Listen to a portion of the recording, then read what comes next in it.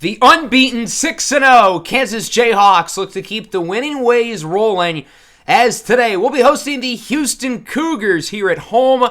This is my first game since the Dynasty patch that came out a couple days ago, and within the patch, the Kansas Stadium has been updated. For those of you who don't know, Kansas has recently torn down their previous stadium with the idea of playing in Arrowhead for the 2024 season before moving to their new stadium. But as you can tell, that obviously has not happened in the game. We played at the old stadium for our first 3 home games of the year, and then I guess during the bye week, the construction team built up an entirely new stadium. To do that within the span of 2 to 3 weeks is awfully impressive, and they deserve their props. We're coming off a 45-26 win against Arizona State in the last episode. The offense was really clicking here. Jalen Daniels scored 6 all-purpose touchdowns, 3 in the air, 3 on the ground. Certainly was not a perfect game defensively, but once we got into the second half, the defense really settled in, and we were able to turn what looked like a close game into a very comfortable win. Jalen Daniels ended up winning the National Offensive Player of the Week and has put himself into Heisman candidacy. Since we are at our Week 7 bye week, lucky for you guys, you're getting double trouble. 2 weeks worth of recruiting and 2 weeks worth of action across the rest of the country.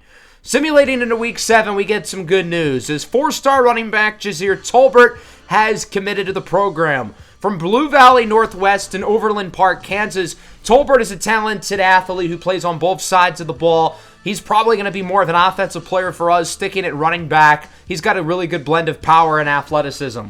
3-star receiver Sheldon Brink from Hampton High School has also committed to the program. It's no secret that wide receiver is a huge need for us long term, and Brink has an interesting skill set. 6'3", hair under 200 pounds. He's a hair below a 4.4 40-yard dash, so he's got the size, he's got the speed, he's got the upside. 3-star defensive back Viliame Manupuna has committed as well from Lubbock, Texas, and we beat Texas Tech out in order to land him. He transferred to Duncanville High School, which is a big powerhouse for football within the state of Texas. These are 3 big gets for us. 3 of the top players on the board, in my opinion. A 4-star and 2 3-star gems. I'm really excited about all 3 of these guys, and I think that hopefully they'll be able to make impacts for us sooner rather than later. We do have some bad news, though, with some players as well. Linebacker Jamerson Moore is down to 3, and we are 4th in line. And then 4-star wide receiver Trent Aurora has committed to Ole Miss. We expected this one to happen, but it's still unfortunate. Aurora was one of my favorite players on the board. I always figured it was unlikely we would land him, but now it is official. He will be a Rebel. As for Jamerson Moore, we're going to take him off the board. We really started to get into this battle within the last couple of weeks, but it was too little too late.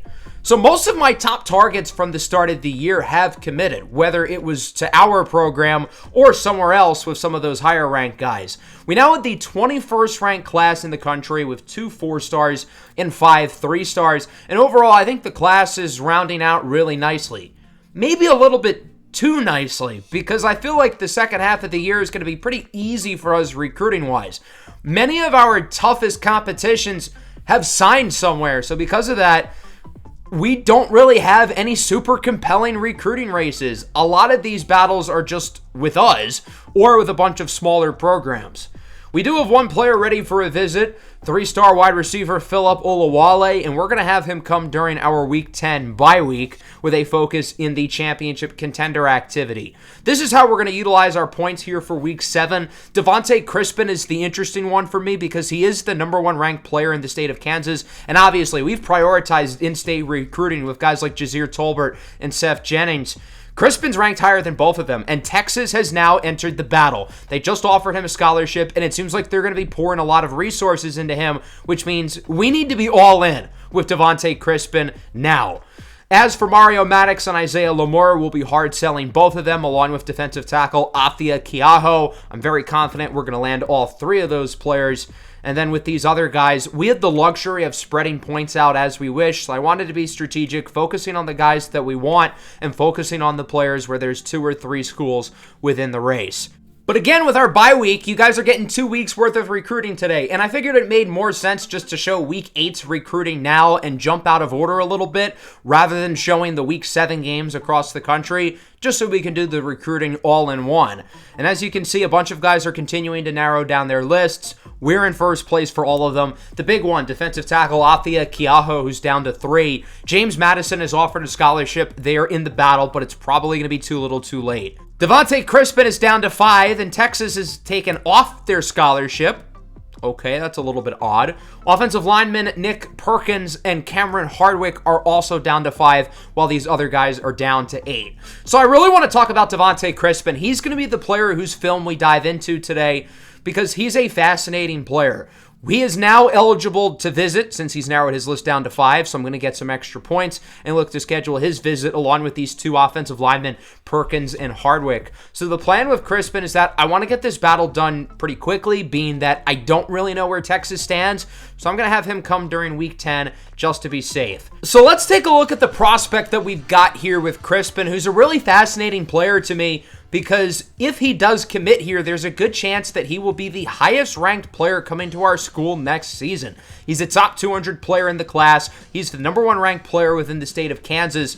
And while his ranking looks really high, I think there's a number of players who are ranked lower on our board who are going to be better at the next level. But I still like Crispin. He's a 6'3", 230-pound linebacker with really good athleticism. He lines up all over the field. He's a pretty good run stopper, intriguing pass rushing upside. I think he lacks instincts, though, especially in coverage, and he's not very good in zone. He plays for Goodland High School, which is in the western part of the state. Very small school, not a great high school football program, but he's the number 1 player in the state. He's an impressive athlete, and there's a reason why we are interested in his services, especially considering that linebacker is a pretty big need long term. As for the other 2 visits, we're going to have Nicholas Perkins set to come in week 10. As for Cameron Hardwick, he is a JUCO offensive lineman, so a guy who I think could see the field sooner rather than later. We're going to have him set to visit week 10 as well. So this is how we'll be utilizing our points for week 8.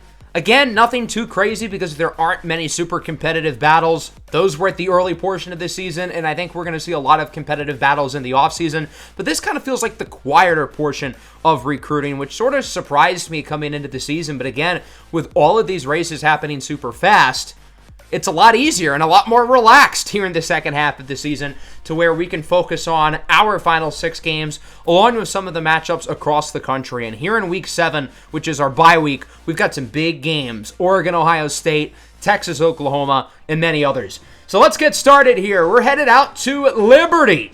The Flames face off against Florida International University. Liberty, of course, was the highest-ranked Group 5 conference champion a year ago. They would have made the college football playoff had it been a 12-team set last year, and ultimately they would win this game over FIU 24-21. I don't really want to talk about the game specifically, but more so Liberty jumping into the top 25. They're the first Group 5 team ranked all year. It's honestly a shame it's taken this long for somebody within the Group 5 to be ranked.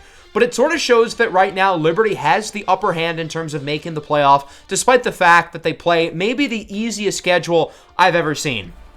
In terms of games that you circle on the calendar for the college football season going into the year, the Red River rivalry is 100% one of those matchups, and it's especially exciting when both teams are really good, and that's the case this year. Texas has been number 1 since week 2, when they went to the Big House and knocked off the champs. Oklahoma had this scare early in the season against Tulane, but otherwise they've been really solid, currently ranked number 10, and this game ended up being as good as advertised. Jackson Arnold, the sophomore quarterback, put on a show. He's been one of the best passers in the country this year, and it was Oklahoma who led big, 35-15, with a few minutes left to go in the fourth quarter, but Texas did not quit. The Longhorns had some quick offensive plays, including this line touchdown from Quinn Ewers to Slade Bolden, the transfer from Oregon State. And then on the following possession, Ewers would connect with Matthew Golden. But unfortunately, it was too little too late. Number 1 Texas knocked off by Oklahoma 35-29. Texas now number 5, Oklahoma now number 4. Really strong showing from Jackson Arnold, 360 yards and 4 touchdowns, really cementing his name into college football. Andrell Anthony, the former Michigan Wolverine, with a huge game in the air for the Sooners. Quinn Ewers was pretty solid, certainly not the reason his team lost. 2 touchdowns in the air, another one on the ground, but Texas couldn't really run the ball, and their defense was very subpar.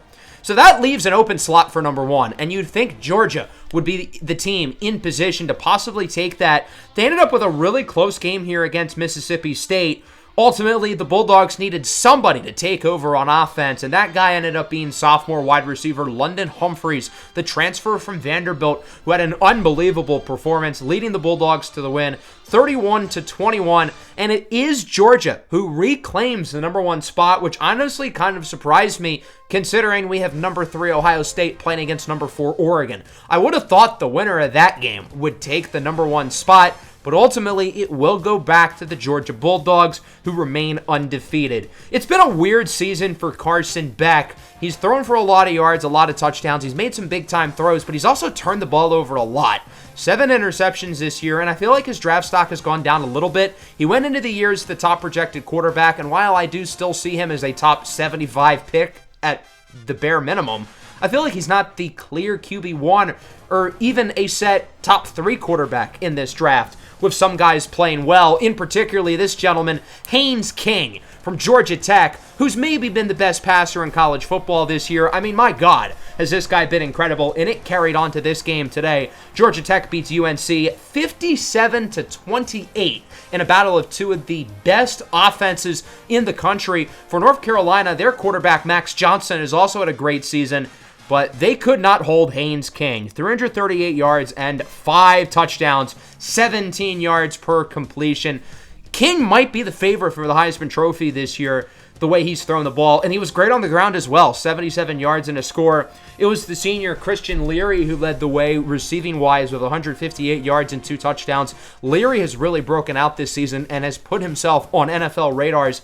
As for UNC, again, the offense was really good, but the defense allowed damn near 60. Let's head to South Bend.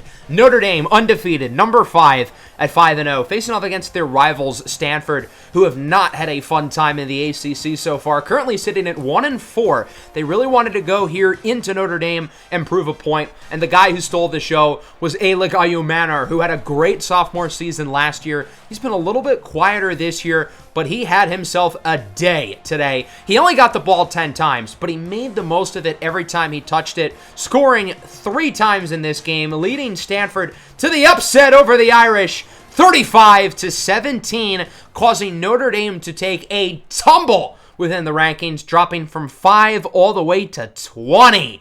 A big fall for Notre Dame, as Riley Leonard was pretty mediocre, only completing 59% of his passes.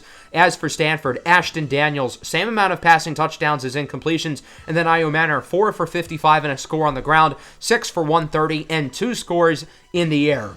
Let's head to not just the game of the week, but maybe the game of the season so far. Number 3 Ohio State versus number 4 Oregon. The Ducks moving into the Big Ten, looking to show the college football world that they belong at the top. But they've got to run through Ohio State, who's been at the top of this conference over the last decade for the most part. I expected a dogfight in this game, and ultimately that's exactly what we got between 2 teams who had the talent and capability to make it to the national title.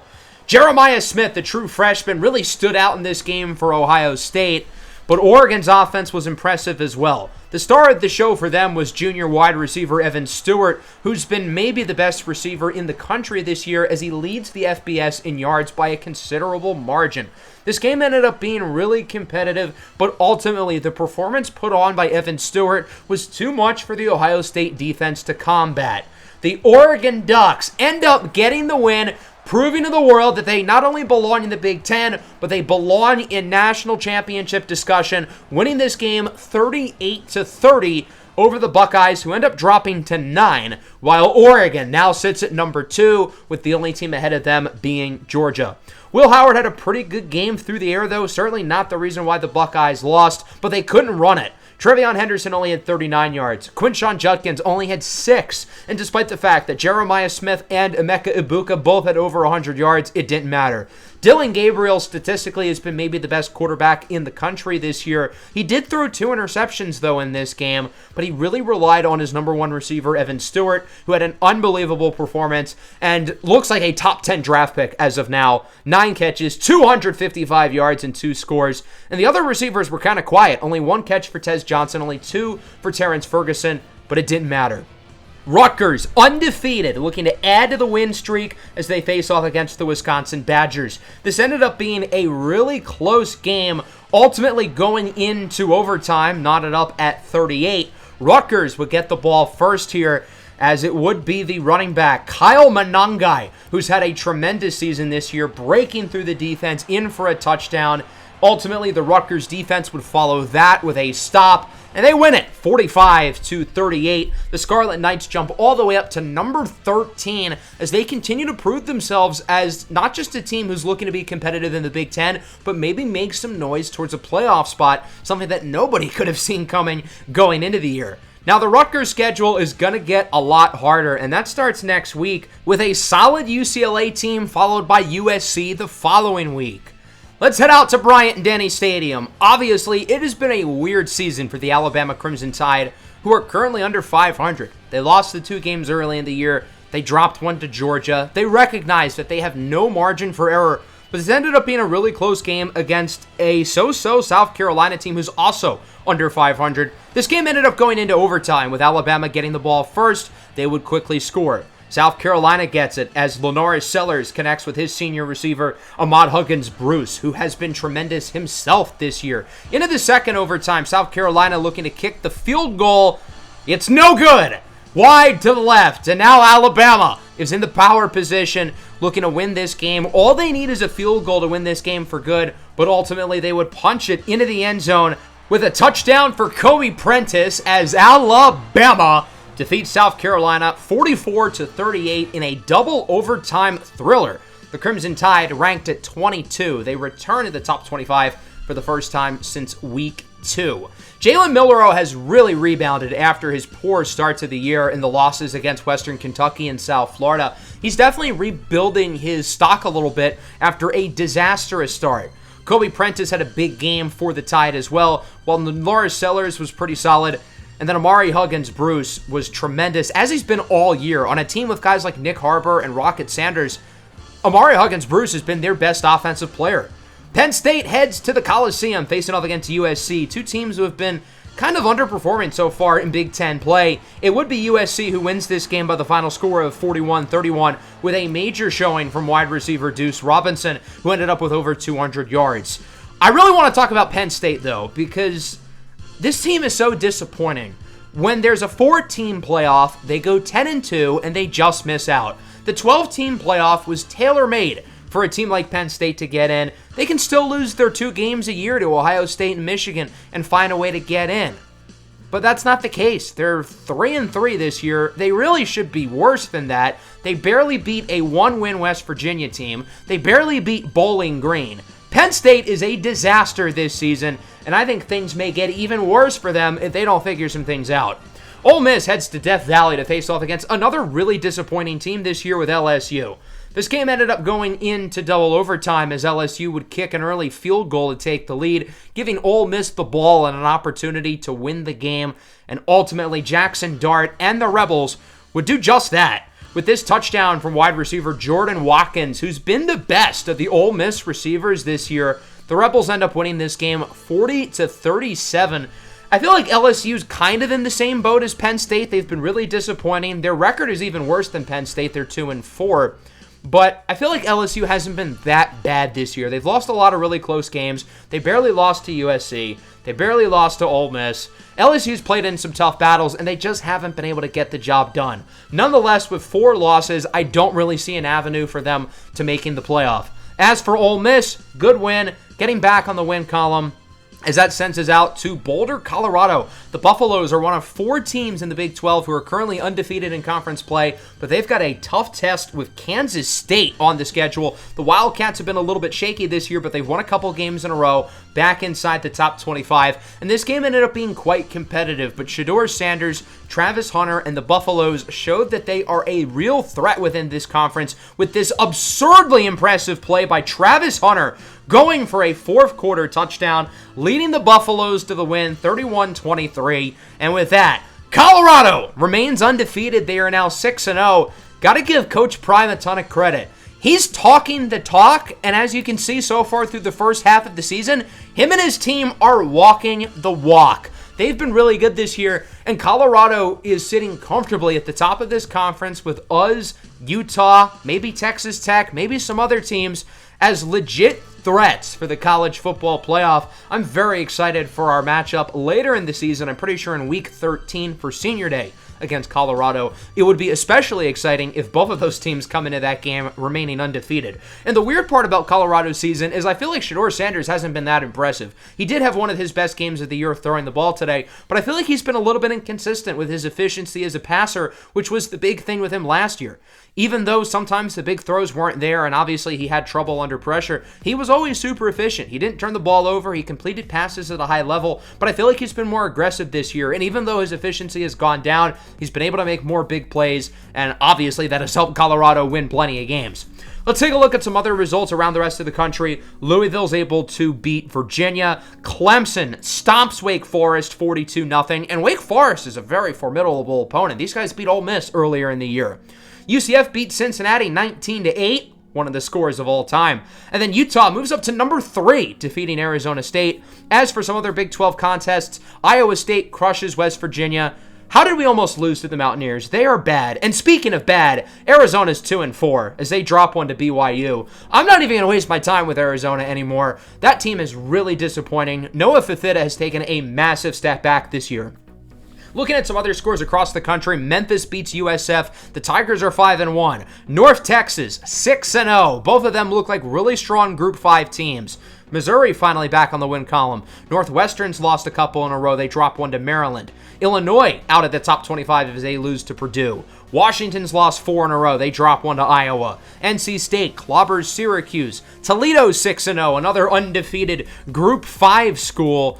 Still a number of undefeated schools in the Group 5 left as Florida beats Tennessee. They're both 3-3. Both of those teams have been quite disappointing this year, especially Tennessee, even with freshman quarterback Nico Iamaleava playing well. The Vols as a team have not been very good.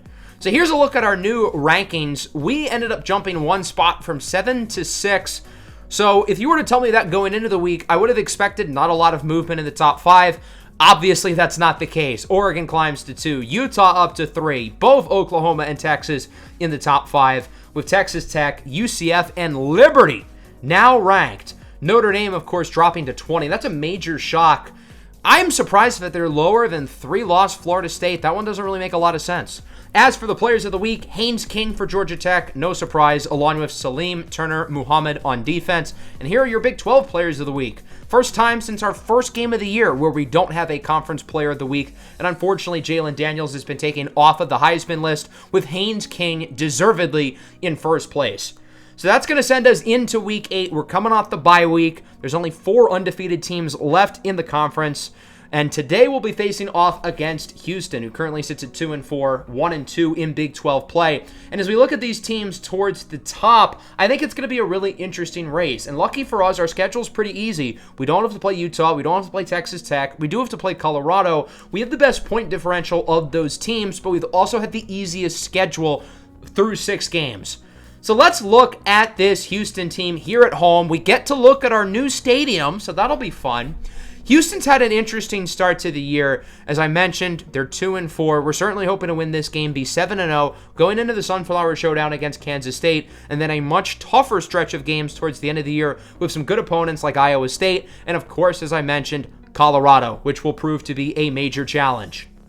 Before we dissect the Houston roster, though, I do want to go through some stats, not just for our team, but for the entire country as a whole. Now that we're halfway through the season, I want to update you guys where we're at statistically. Obviously, the impressive thing about the offense, along with how good we've been able to run the ball and how good we've been able to throw the ball is the lack of turnovers. Jalen Daniels has not thrown a single interception all season, and he's only fumbled it once since the first game. Lawrence Arnold, of course, has been tremendous through the air with nearly 300 yards after the catch. The offensive line has performed well, and Daniels has done a good job of avoiding sacks. And then defensively, we started the year red hot. It's been a little shakier over the last couple of weeks, which was to be expected. The Big 12 is a league where offense really takes precedent, and you're going to see a lot of high-scoring games. But obviously, we've had some young guys play really well. Dykaius Brinkley, 10 sacks. Damani Maxson, 3 interceptions. 2 ultra-impressive true freshmen. Across the rest of the nation, Dylan Gabriel leads in terms of passing yards and touchdowns, while General Booty leads in interceptions. Gabriel also leads in terms of passer rating, but he does play in a very quarterback-friendly offense at Oregon, and I think even compared to a guy like Bo Nix, Gabriel doesn't have some of the measurables that Nix does, and because of that, I still don't think Dylan Gabriel is a real shot to be a super high draft pick, but he'll certainly get picked given how good he's been this year. Jalen Daniels' passer rating is surprisingly low. It's towards the middle, which is odd. He hasn't thrown an interception all this year, and he's been efficient. The reason why it's that low is because his yards per attempt is lower than some of the other quarterbacks, but not substantially.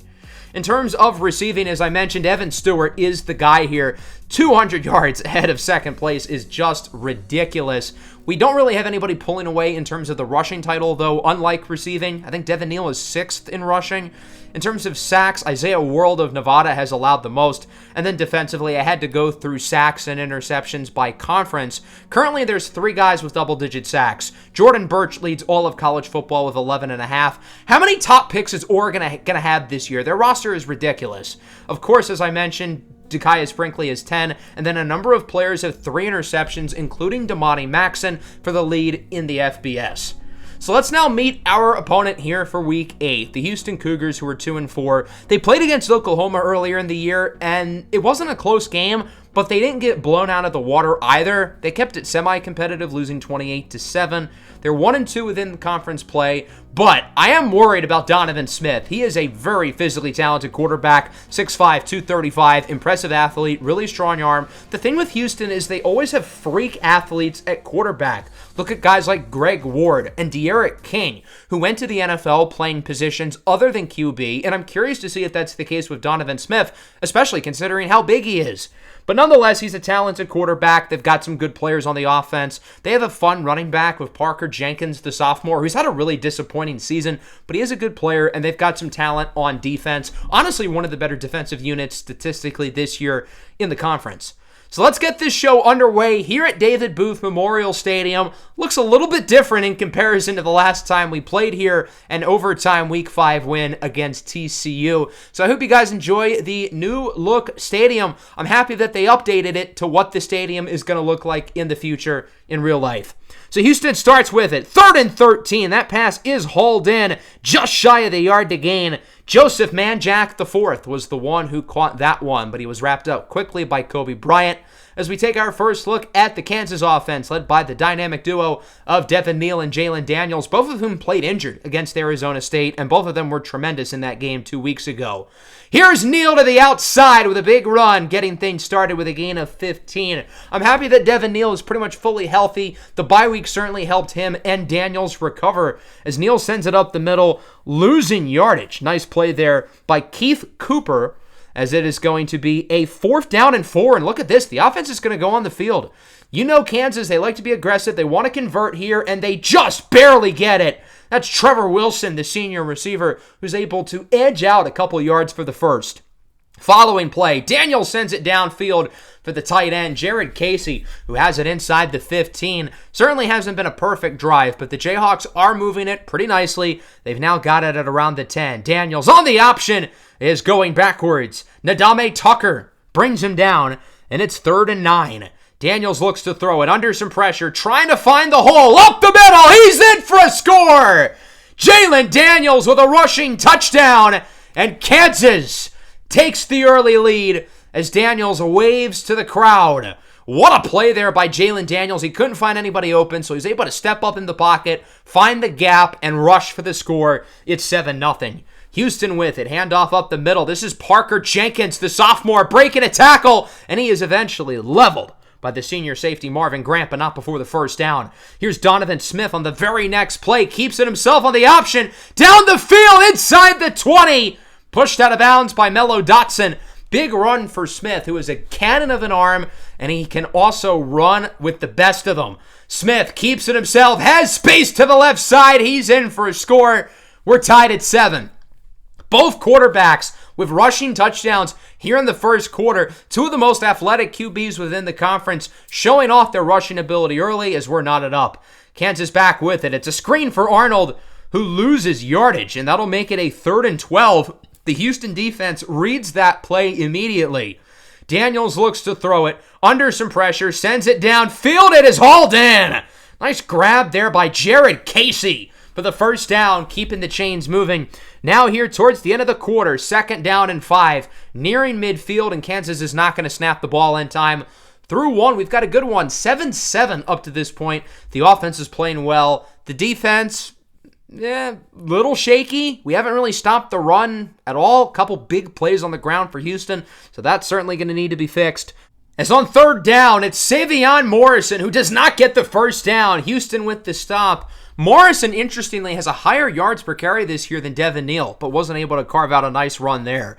Here's Jenkins to the outside for the Cougars. Breaks another tackle. Parker Jenkins gets by Devin Dye and is pushed out of bounds at the 20 by Mello Dotson. Houston's had to rely on these long plays, but it's working. Short pass caught by Stephon Johnson for the touchdown, and the Cougars take the lead. It's 14-7. If you thought this game was going to be a walk in the park, Houston clearly has other plans.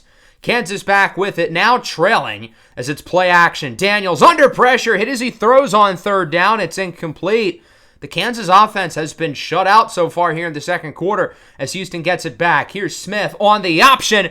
He gets around 1, but that's going to be a flag. Face mask there on the safety, Devin Dye. Automatic 15 yards, automatic first down. The last thing we need to do is continue to move them closer to the end zone and put the Cougars in position to add to their lead, because right now they have all the momentum. Smith on 3rd and 9, goes downfield. It's hauled in for a first down. Marquise Shoulders is the one who makes the play there for Houston, and now they have it near the end zone. 2nd and 5, it's a short pitch. Jonah Wilson, the freshman, has space. He walks it in. 21 consecutive points for Houston. It's a 2-possession deficit, the most amount of points that we have been down the entire season so far. The offense has to score here before the end of the half, and we don't exactly have time on our side. Big run there for Devin Neal to get the first down. Neal's been quiet, though. He had the big run to start the game. He had a nice run there, but otherwise he has not had a particularly productive afternoon. Losing yardage there, as it's now 3rd and 5. Neal in motion. Daniels looks to throw it. He'll go short, but it deflects off of Neal's helmet. Another stop for the Houston defense. Our offense just is not getting anything going. That'll bring out the punt team. Damon Greaves sends it away. Nice broken tackle here. Huge return for Houston. Down the field. Can we have someone catch up? It's Daniel Highshaw who wraps up the returner at the 20. Incredible field position for Houston. They've got all the momentum right now, and they can make it a 3-score lead. On 2nd and 1, it's a loss of yardage for Jenkins, and that'll make it a 3rd down as we have hit the 2-minute warning. Smith looks to throw it. Under pressure, it is caught, and it will go for a first down to Stephon Johnson. Donovan Smith has not thrown an incompletion today. Now, granted, he's not throwing the ball more than 5 yards down the field, but he's been absurdly efficient. Jenkins on 3rd and goal does not get it. Big stop for the defense. They're able to hold Houston out of the end zone. That'll bring out the field goal team. Jack Martin to make it a 3-score game. It is up. It is no good. He missed it. The door is open for the Jayhawks to make it a 1-score game going into half, and we get a 2-for-1. We get the ball now, and we get the ball to start the 3rd quarter. This is our opportunity to put ourselves back into the game. The red zone stop and the missed field goal really gives us a little bit of momentum, but the offense has to capitalize. We haven't scored since the opening drive. Jalen Daniels with a nice run. He's pushed out of bounds, but not before getting the first down. 2nd and 10 with just over 30 seconds left. Daniels hit as he throws, fires for Luke Grimm, who's out of bounds with a first down. Keep in mind, Kansas still with 2 timeouts in their back pocket. Daniels back to Grimm, out of bounds again. The Grim Reaper looking to kill off this Houston defense as the Jayhawks now have it at the 36. Daniels up the middle, connects with Doug Emilian. Breaking tackles, brings it to the 9. And the Jayhawks call their second timeout. They've still got one remaining in their back pocket. First and goal. Can they punch it in? Make it a one-score game before half. Short pass is caught by Casey. Trucks a dude, and he's in for a score. Jared Casey gives the defender a big hit. It's night-night for whoever just got laid out by the senior Casey. That is a huge drive from the offense. Really good work there by Jalen Daniels. He made some big throws with the passes to the sideline for Grimm. Huge throw up the middle for Doug Emilian, followed by the touchdown. That's the drive Kansas needed. And to be honest, we could be in a lot worse of a spot. Even though we're down by 7, we really should be down by more. So on one hand, you'd think I should be a little bit concerned because yes, we have not played a good first half of football. But the fact that we're only down by 7 and we're getting some momentum suggests that if we're able to keep it going, we could have put ourselves in a good spot going into the third quarter, especially considering we start on offense. Jalen Daniels with a big drive to end the half. I got to see more out of the run game, though. Devin Neal has not been good for his standards. And then defensively, that second quarter was a train wreck. Easily our worst defensive frame of the season. Houston's been able to run it down our throats, and Donovan Smith still has not thrown an incompletion. Again, he hasn't thrown the ball downfield, but he's been ultra efficient. Neal losing yardage again there. It's now 3rd and 4 for the offense. Neal not in the backfield as Daniels' pass has broken up. He's looking for Quentin Skinner, but it's deflected away. It's a 3 and out, and Houston holds on to their lead as they get it back on offense. Smith has it on the option with space to the left side. Demolishes Dotson and is wrapped up at around the 45-yard line. What a run for Smith at 6'5", 235, showing off his frame. On third down, looking downfield, it is broken up by Devin Dye. Might be the first time he's thrown the ball beyond 5 yards today, and it's his first incompletion as well. Causation equals correlation in that case. Kansas back with it. It's a touch pass for Luke Grimm, and Grimm gets a big gain. Here he goes, past the 50, juking away from the defenders to around the 42-yard line. What a play after the catch by the senior Luke Grimm, who's really having a good game today. On first down, Daniels under pressure up the middle. He's got Skinner, who brings it to around the 25-yard line, and it feels like the passing game's in a nice rhythm, which was not the case early in this game. On 3rd and 9, Daniels up the middle, broken up, incomplete. Good coverage there by Houston, and that'll bring out the field goal team. Certainly not a chip shot. 43-yarder for Owen Piper-Gerdes. This would be one of his longest of the year, and it is good. That one barely splits through the uprights, but it does. 21-17. Kansas continuing to put themselves back into the game. They were down by 14 earlier. Now they're just down by 4. Houston back with it. Big possession upcoming for the Cougars as it's a handoff here for Jenkins. Gets by a couple defenders. He's able to get the first down. 14 carries, 89 yards. Really efficient game for Jenkins, who again has had a really rough season. With 2 to go in the third, it's Joseph Manjack the 4th. Getting by defenders, he brings it to around the 44-yard line. Nice play there for Houston, continuing to move the chains. Even though they don't have the momentum, they've still got the lead. Here's Stephon Johnson, breaks a tackle. The former Oregon Duck commit and Oklahoma State Cowboy brings it inside the 20. Houston back in the red zone. We've got to hold them out and force the field goal, but that ain't happening. A dime from Donovan Smith to the backup running back, Stacy Sneed, on the wheel route. Houston back up by 2 scores to end the third quarter, and the Jayhawks are certainly on upset watch. We've been able to win a few close games throughout the year, but can we pull out another one? Obviously, we're number 5 now. If we lose this game, we would certainly drop considerably. This would not be considered a good loss because Houston's 2-4. I would have to think we would drop at least 10 spots minimum. So because of that, we've got to find a way to win this game. Into the fourth, here's Devin Neal to the outside. Big run, juking from defenders. Gets it past the 40. That's the Devin Neal we need. He hasn't shown up yet today. Read option. Daniels loses 2.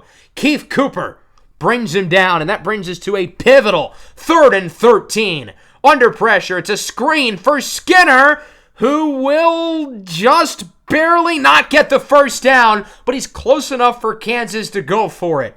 4th and inches, Biggest play of the game so far. And considering we're down by 2 scores in the fourth quarter, I feel like this is what we've got to do. With just under 8.5 to go, up the middle, it's Daniel Highshaw Jr., who will get the first down. Not by much, but he does. 3rd and 3 now with just over 7 to go. Devin Neal to the left side gets the first down. I really want to get the ground game going. We're throwing the ball well. We still need more out of the run game, although we've gotten some big plays from Neal on this drive. Play action, short throw caught by Skinner, and he's going to lose around 4. That's going to make it a 3rd down and long for the offense. 3rd and 14 to be specific with 6 to go. Daniels looks downfield. It is broken up for Jared Casey, and that gives us a tough 4th down dilemma. We could kick the 52-yarder and make it a 1-score game, but I do not trust Owen Piper Gerties from beyond 50. We got to go for it. Daniels on the run, looking for somebody to get open. It's broken up out of bounds. He was looking for the backup tight end, Hanukkah, who was covered perfectly the entire way.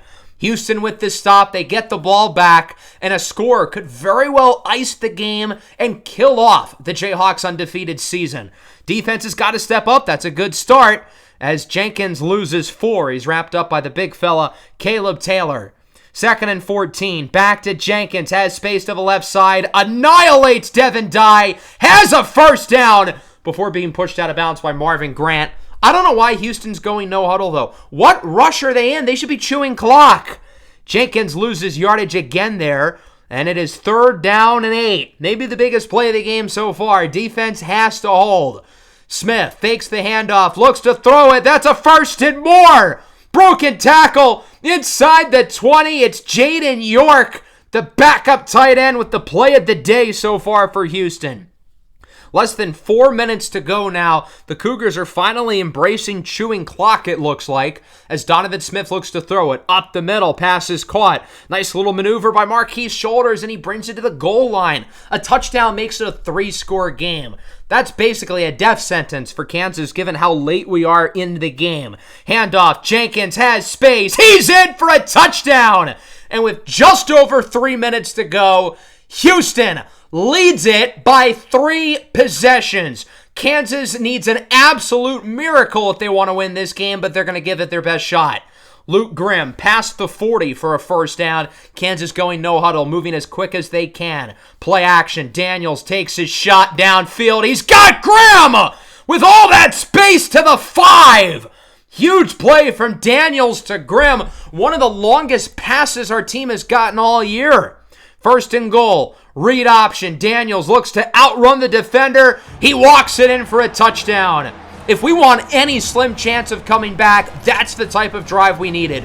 A quick set of plays down the field, and we're going to test our luck by going for 2, looking to make it a clean 10-point game.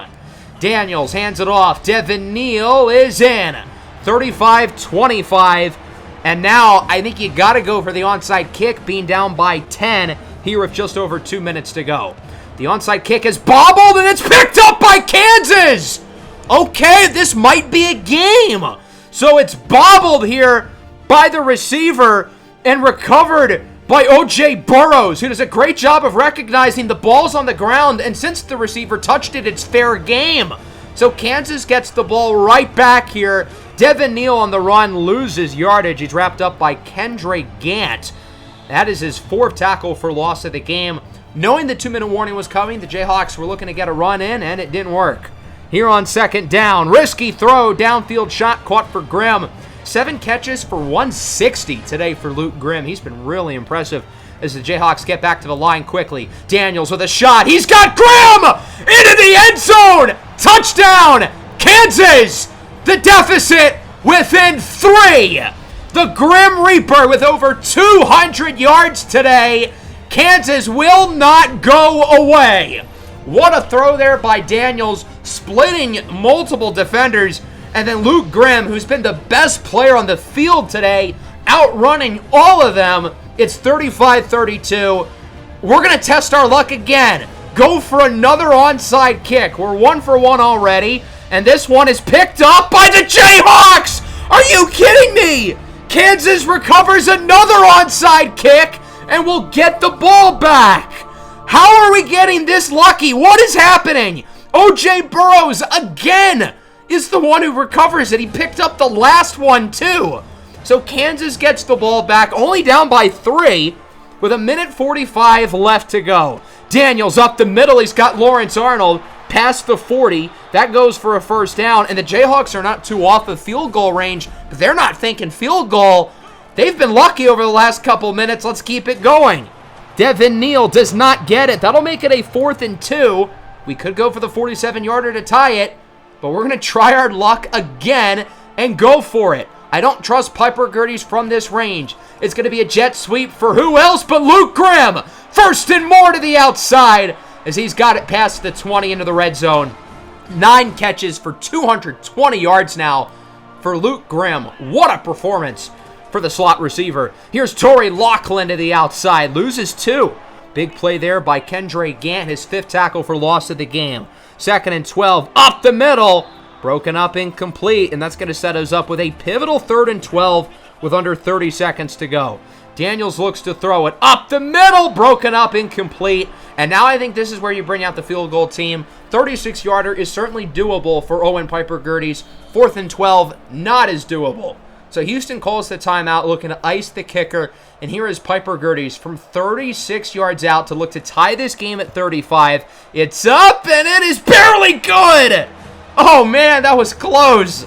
But it does fall in, and we're tied at 35. Just 2+ minutes ago, we were down by 18 points. But somehow, someway, we're able to tie this game up. Now, Houston does have a chance to win, though, here at the end of regulation. They still have their timeouts. They're going to have around 20 or so seconds here. We could do the funniest thing imaginable and go for another onside kick, but I'm not that crazy. Let's not get ahead of ourselves, as this one looks like it'll go into the end zone for a touchback. I'm curious to see how Houston manages this drive. Will they go for the big plays and try to score before regulation? They're not. They're going to run the clock out with Patrick Jenkins. He gets a few yards. They're not going to call a timeout, and it looks like they're playing for overtime. I honestly can't really say I disagree with this, because the last 3 minutes have been a catastrophic disaster for Houston, so don't make it any worse. We are headed to overtime for a 2nd time this year. I cannot believe what has unfolded over the last 4 minutes. We were down 35-17. We were dead in the water, but happened to make maybe the most unbelievable comeback I've ever seen in my entire life. The Jayhawks are 1-0 in overtime this year. We beat TCU at home 3 weeks ago with a touchdown by Lawrence Arnold and an interception from Mello Dotson. So Houston wins the toss. They'll start on defense. I don't really hate this, though, because the offense has so much momentum. We just pulled off 3 really impressive drives.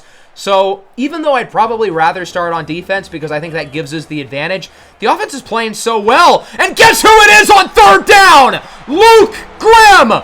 In for a touchdown. Kansas takes the lead. Luke Grimm is him.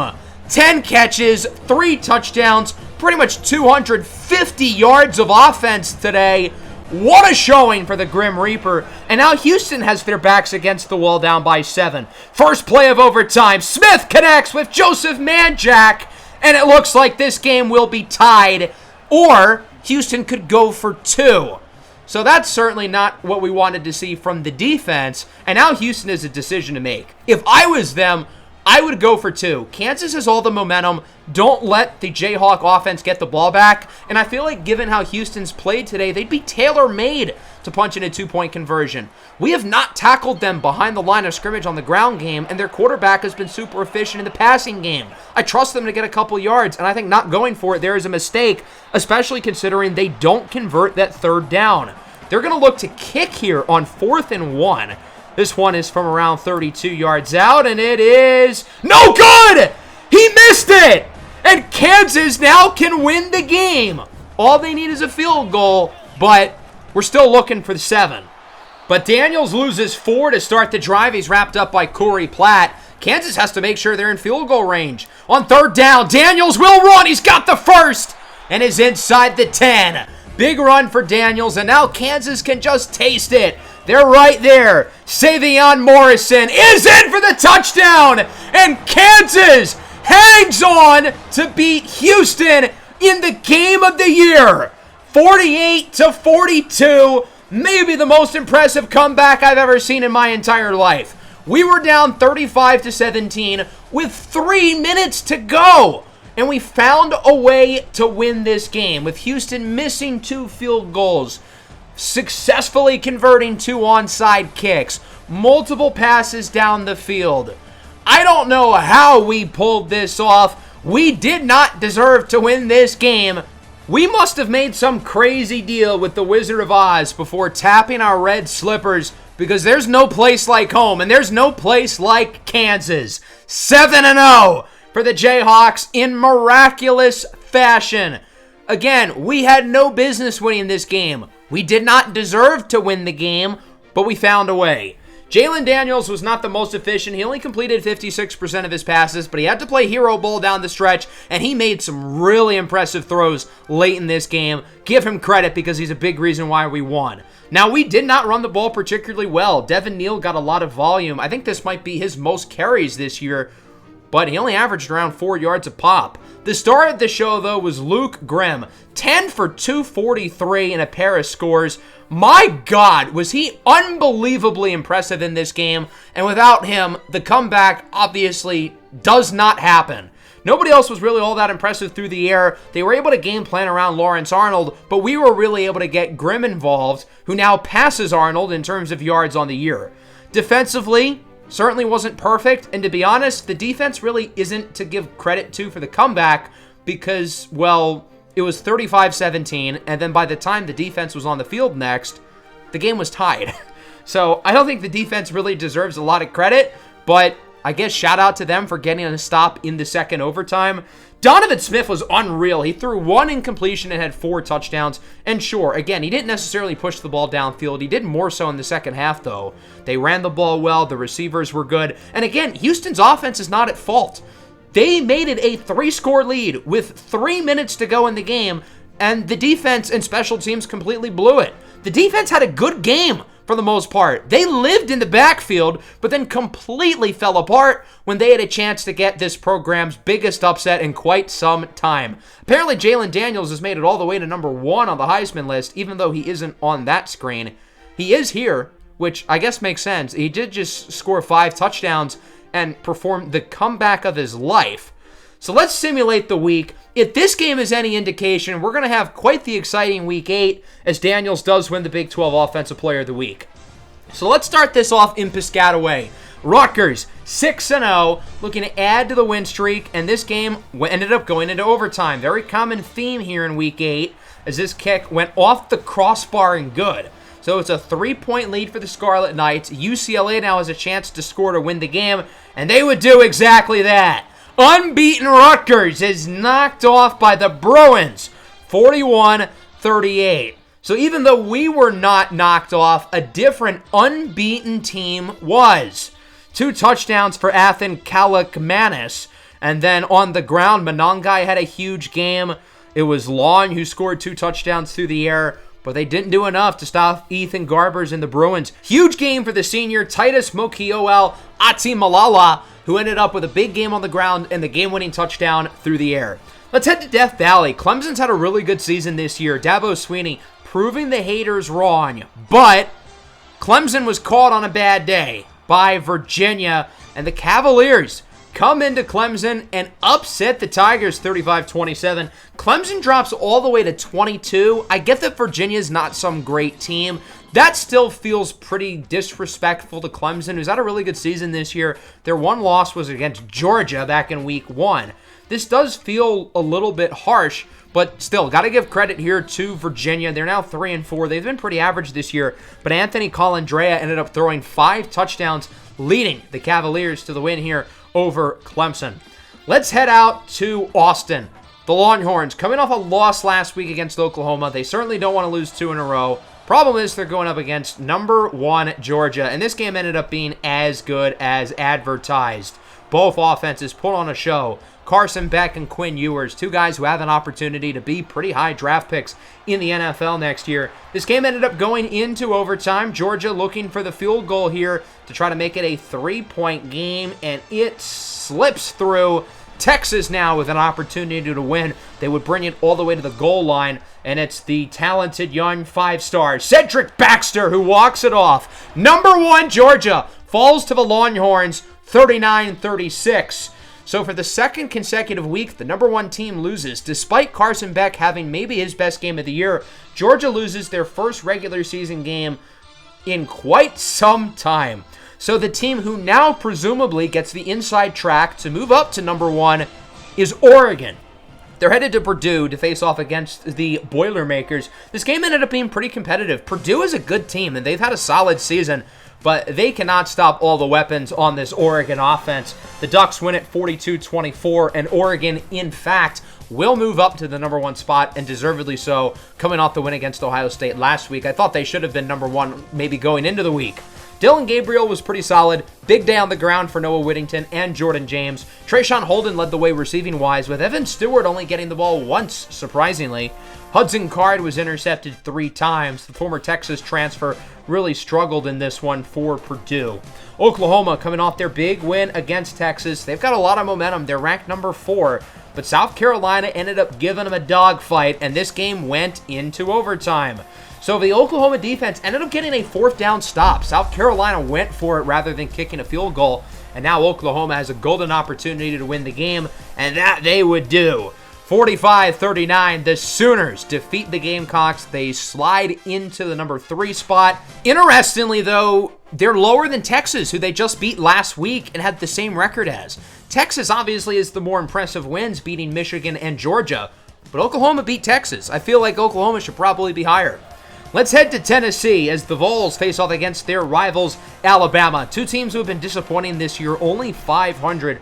This game ended up being quite competitive, but as we've seen over the last couple of weeks, Alabama might be back. Jalen Milroe with another big game, leading the Tide to the win over Tennessee, 28-26.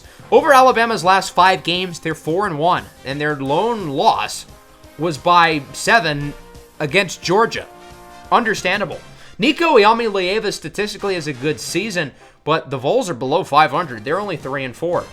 We haven't really talked about Texas Tech in depth this year, so I wanted to make it a point to do that because this team looks like one of our top competitors within the conference. They ended up winning a close one here against Baylor with a controversial call towards the end of the game with that touchdown by Josh Kelly. The officials initially ruled he was incomplete before changing it because he did drag a foot in bounds, and ultimately that was the difference. Texas Tech wins 41-35.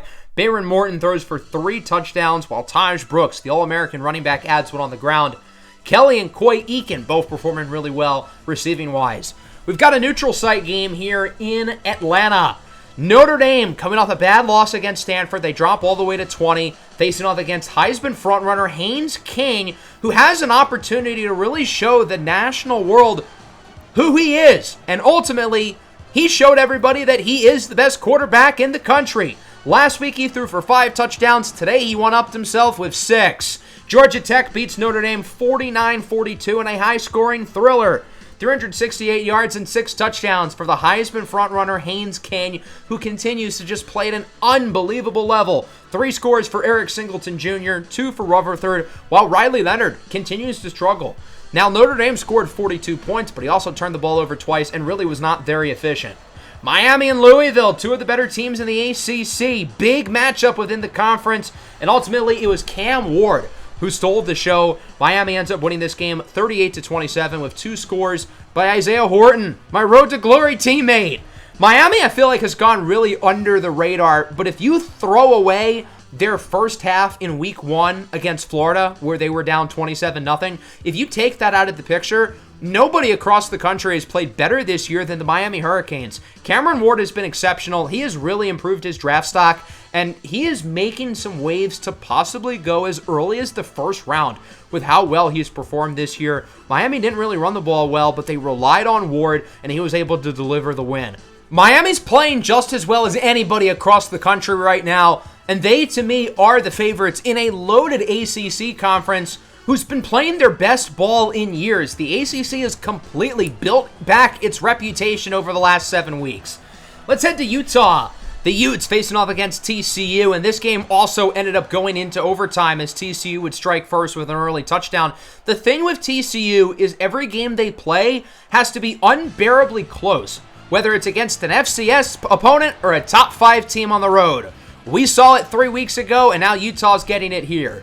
After both teams score in the first overtime, that brings us into the second. Utah with an early touchdown. The Utes, interestingly, would decide to go for 2 here, and they would get it. So now TCU's going to need 8. We'll start here looking for the touchdown, and they get it. Hoover connects with Richardson. Now they got to get the 2. Hoover under some pressure. Incomplete. Utah hangs on, avoiding the upset, winning this game 31-29. They do drop a spot from number 3 to number 4.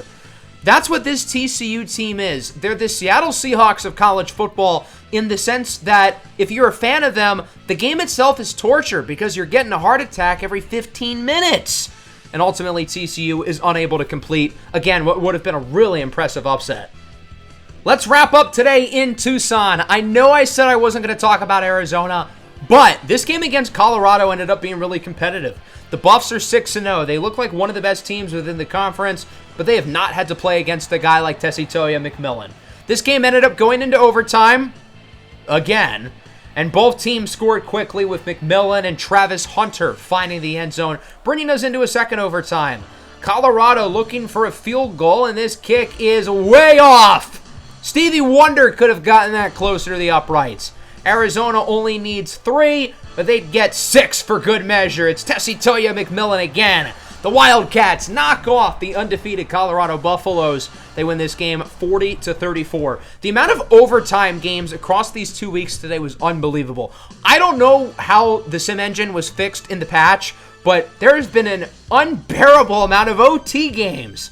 Interestingly, McMillan was pretty quiet before overtime, but he really took over down the stretch with a huge game from Noah Fifita. Jador Sanders was pretty solid as well. I wouldn't worry about Colorado, but they now drop below the top teams in the conference. Looking at some other scores, A&M beats Mississippi State. They are now in the top 10. Tulane is now ranked as they beat Rice. Tulane, to me, has the best resume of the Group 5 schools, considering they've beaten Kansas State and Oklahoma.